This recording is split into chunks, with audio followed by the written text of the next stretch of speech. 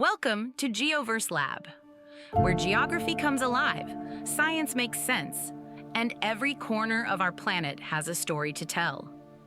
Explore the Earth, discover fascinating facts, and see the world like never before. Imagine someone asks you, "How old is the Earth?" You might answer, "About 4.5 billion years old." But here's another question. How do scientists know what happened billions of years ago, long before humans even existed? How do they know when dinosaurs ruled the Earth, when the first oceans formed, or when the very first living organisms appeared? The answer lies in something called the Geological Time Scale. Today, we're going to explore how scientists divided Earth's incredible 4.5 billion year history into organized chapters that help us understand our planet's past. So let's begin. Why do we need a geological time scale? Imagine trying to read a history book with 4.5 billion years written in one single chapter. It would be impossible to understand. That's exactly why geologists divide Earth's history into smaller sections. Instead of remembering billions of individual years, they organize Earth's history into 4 different levels: eons, eras, periods, and epochs. Think of it like this. A book contains chapters. Each chapter contains sections. Each section contains smaller topics. The geological time scale works in exactly the same way. Before we continue, you'll often see 2 abbreviations. Ga means giga-annum, or billions of years ago. Ma means mega-annum, or millions of years ago. These abbreviations appear in almost every geology book, so they're worth remembering. The 4 eons. Let's start with the biggest divisions of Earth's history. These are called eons. Earth's entire history is divided into 4 major eons. 1. Hadean Eon, around 4.5 to 3.8 billion years ago. This was Earth's earliest stage. The surface was covered with molten rock. Massive volcanoes erupted everywhere. Meteorites constantly bombarded the young planet.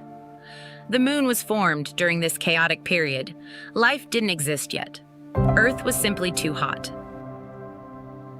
2. Archean Eon. As millions of years passed, Earth slowly cooled. The first stable crust formed. The first oceans appeared. And for the very first time, life emerged. These were tiny single-celled organisms that lived in Earth's ancient oceans. The atmosphere still contained very little oxygen, but life had officially begun. 3. Proterozoic Eon. This was a period of enormous change. Tiny organisms began producing oxygen through photosynthesis. Slowly, the atmosphere transformed. Earth even experienced extreme ice ages that may have frozen almost the entire planet. Scientists call this event Snowball Earth. During this eon, the first multicellular organisms also evolved. Life was becoming more complex. 4. Phanerozoic Eon. Finally, we arrive at the eon we still live in today, the Phanerozoic Eon. This is the age of visible and complex life. Fish, plants, dinosaurs, birds, mammals, and eventually, humans. Nearly every organism we recognize today evolved during this incredible chapter of Earth's history. The 3 eras. The Phanerozoic Eon is divided into 3 eras. Paleozoic era, known as the Age of Ancient Life. Marine life exploded in diversity. Plants and animals began moving onto land. Mesozoic era, better known as the Age of Dinosaurs. For nearly 180 million years, dinosaurs dominated Earth. Cenozoic era. About 65 million years ago, the dinosaurs disappeared after a massive extinction event. This marked the beginning of the age of mammals. Eventually, modern humans appeared, and this era continues today. Periods.